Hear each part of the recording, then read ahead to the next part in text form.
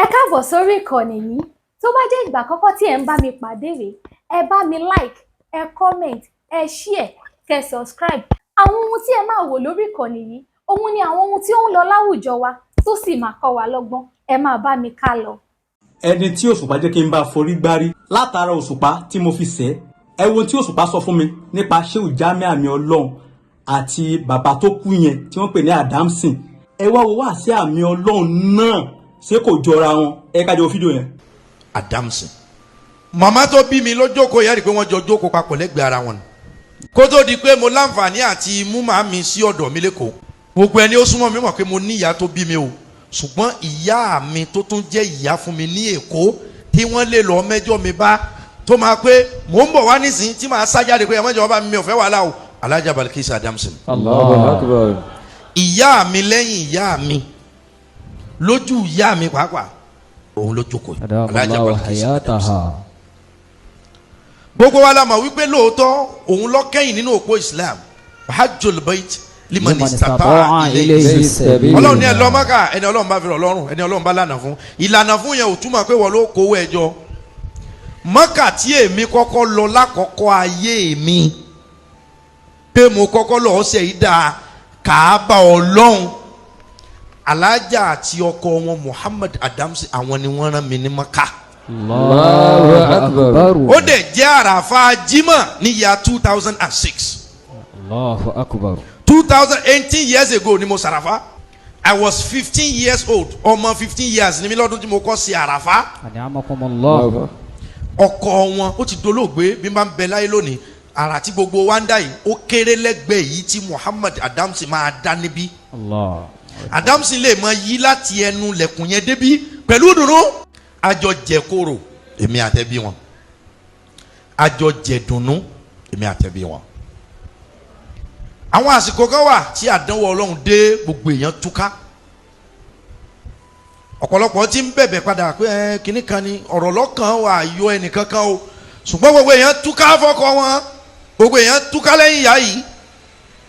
Mo dúpẹ́ pé dòní Ọlọ́run fún mi láǹfààní pé lójú ayé àti lẹ́yìn ọkọ wọn mo sì dúró pé ọ̀rẹ́ mi ni ẹbí yín mi ò dẹ̀ ní jáwọ́ lọ́rọ̀ yín láéláé. Allahu Akbar. Alhamdulillah. Ọlọ́run máa àkọsílẹ̀ ṣùgbọ́n tó bá jẹ́ pé nípasẹ̀ oore ẹ̀dá máa ń ràdánwò lóòótọ́ ọkọ wọn rí àdánwò nípasẹ̀ oore tó jẹ́ pé bàbá mọ̀ pé bẹ́ẹ̀ lòpin oore yẹn máa rí ni àbá pé ọba sì ṣèkà lérí ọ̀rọ̀ eléyìí o ọba sì ṣèkà ọba sì dájú ọba sì kúkú yàwọ́ délẹ̀ kọ́ mọ́ sóore yìí ó ṣe oore náà èsúrú pàdídà ńlájà ajá pàdídà ńlọlọdẹ ajá Baliki òní ìsọjọ ẹkún ẹ̀rín ni ayọ̀ ni ayọ̀ la fẹ́ yọ̀ lónìí ó dá mi lójú mi tọkọ yín bá wà ẹ̀mí rẹ̀ ó wà ń bí nísìn ẹ̀mí rẹ̀ ó mọ̀ kí wa pé ẹ ṣe àwọn ọmọ méjì tọ́lọ̀ ń fún yín Sekina àwọn ọmọ wọn ṣe dáadáa ìjọba Adamson kú mi ò sí lórílẹ̀‐èdè yìí ọlọ́run ṣẹ̀ṣẹ̀ ń dá ìgbà padà fún ìyá yìí gbogbo ògò tẹ́ ẹ bá wà ẹ máa bẹ lọ́hùn kẹ́ ẹ má ṣàìsàn nígbà tájú lọ Ọlọ́run tún dé títí tán bọ̀ wá bá Adamson ìjọba Adamson kú mi ò sí lórílẹ̀‐èdè yìí ọlọ́run ṣẹ̀ṣẹ̀ ń dá ìgbà padà fún ìyá yìí gbogbo ògò tẹ́ ẹ bá wà ẹ máa bẹ lọ́hùn kẹ́ ẹ má ṣàìsàn nígbà tájú lọ Ọlọ́run tún dé títí tán bọ̀ wá bá Adamson kò sí ohun tá a fẹ́ sọdowó láti lè fi ra ẹ̀mí nígbà tí gbogbo ohun tá a lè sọdowó tán last card Ọlọ́run wá ní tẹ́ lè sọdowó ọwọ́ tán báyìí ẹ̀mí gangan wá ṣẹ̀ṣẹ̀ tán níjọ́. Allahu Akbar.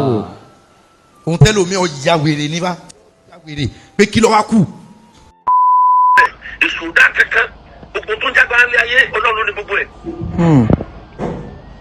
Fani kò ní gbà la o. Ó ti yé mi sà. Ó ti yé mi sà. Ìyá wèrè gan o. Ó ní nǹkan burúkú lọ́wọ́ o. Àbúrò ní ṣe wá o. Àmín sà. Ó ti yé mi sà.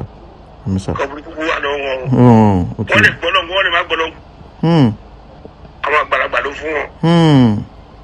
Ìyẹn sì Ọlọ́run dẹ̀ ló fà. Ọlọ́run ló ṣe wọ́n ní tó ṣe wọ́n yẹn. Ó fi wọ́n ṣiṣẹ́ aburú ni. Ọlọ́run ọba lẹ́kẹ̀ọ́lá. Ọba tí ń fàṣẹ. Òun fi àwọn àgbàlagbà ṣọṣẹ́ ni. Òtún bá tó fún àwọn àgbàlagbà jẹ́ kankan bí ẹni ẹ̀ ń tọ́ra yìí. bẹ́ẹ̀ ni ọ̀rọ̀ àwọn àgbàlagbà dàbí ṣé àmọ́ ara ẹ̀ tó fi àfa tó kọ́ ní kéwúlẹ̀ bọ́dà wọn. tó bá kà àwọn àmọ́ ara ẹ̀ yìí ò ní kó má ní agbára tó ní ó máa ń. èyí kò tó bá fẹ́ jẹ́ máa jẹ́ lọ́dọ̀ Ọlọ́run ni. Òun ìjẹ́ nìyẹn. Bọ̀tí kó tó máa dùn mí fáwọn àfáà nìyẹn, wọ́n máa láwọn orí burú. Àwọn ní síra àwọn oníkan táwọn lè sà. Ẹ tó bá lè jẹ́sẹ̀ sí ẹ̀rí dásẹ̀ rí àfọ̀ ẹ̀ lọ́ fi kóòtù múyàn. Ẹ tó bá fi kóòtù múyàn. Àbí. Ṣé wọn oníkan tó lè sàkún pákó padà fún? Àbí o. Àbí o. Sàìdì Ṣítù ó ń tẹ̀. Láti gbà yẹn. Láti gbà yẹn bẹ́ẹ̀ ni o. Àwọn oníṣẹ́ra lọ́wọ́ ẹ tó bá jẹ́ èèyàn wọn. Tó ṣe tó bá wọ́n mọ̀ bọ́ ṣe fẹ́ bá tiẹ̀ jẹ́. Lọ́dọ̀ àwọn kòtò bàtà mi lọ́n discuss ó ní bàbá kan pàṣẹ ìrìn wa lọ́dọ̀ òun. Ok. Ó máa wá sọ́dọ̀ òun láti ilé ìwé yẹn kò mọ ṣéwù náà tí bá ti sọ lọ. Ok. Ó ló máa ń ṣàdáyé lọ́dọ̀ òun ní kò lọ Mẹ́kà ní láyé. Kí lórúkọ Adams kí lórúkọ woman kan báyìí. Ok. Ọkọ ẹ̀ máa ń gbẹ́sìn ní àwọn. Tó wà láyé ge mo ti mọ̀. Adamson. Òun lọ Mẹ́kà yẹn bá níta òun fún yín Mẹ́kà. Ó ní ẹ̀yàn lẹ́yìn tí Mẹ́kà yẹn tún ní bàbá yẹn wá ní àwọn kan náà pọ́n kó máa lò láti Mẹ́kà bàbá yẹn lókè. Èlò náà dá òun àtúnfò kówó ìpadà mọ́tò. Wọ́n gbé mọ́tò sì ní látò òkè òkun ó lẹ́ni yẹn bojú òun jẹ́ tó rán Mẹ́kà. Àbí Ọlọ́run ní àwọn làwọn ṣáàdúrà fẹ́ níyẹn. Táwọn kóra àwọn jọba táwọn bẹ bàbá bọ̀. Gbogbo oríire òun ti gbẹ́sẹ̀ lé. Àmì Ọlọ́run lẹ́yìn. Lóde. Lórí rí ẹ̀. Tí o fi ẹlẹ́nu ṣẹ́nu yà. Tó ń gbọ́ mi. Àgbáyé sà mọ̀ ẹ̀sẹ̀ ń gbọ́ nẹ́tíwọ̀kì yẹn fèlè. Bàbá yẹn kú pé táwọn tátà ti ń dúró kílẹ̀ padà. Bí ìgbà tó ṣoore dáràn. So àwọn afáà lóògùn. Ẹni tó bá ṣe oṣù dáadáa fún wọn tí ó tẹ̀ wọ́n lójúmọ́lẹ̀ ó ń gbọ́ mi. Àgbáyé sà nẹ́tíwọ̀kì yẹn fèlè ní sà mo ń gbọ́ yín báyìí. Nígbà tó fi ń sàṣeyẹ tó ṣe dáadáa sí wọn. Àwọn wọ̀lé tó fi ń sàṣẹ tó.